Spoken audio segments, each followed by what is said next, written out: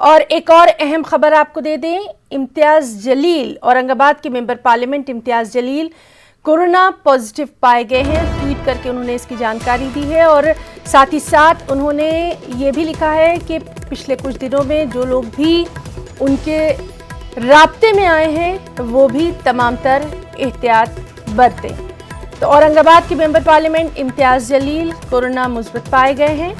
उन्होंने खुद इस बात की जानकारी दी है।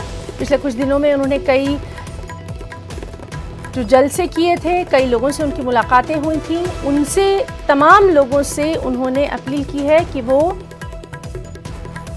इस बात के मद्देनज़र अपना भी चेकअप करवाएं, अपना भी ख्याल रखें।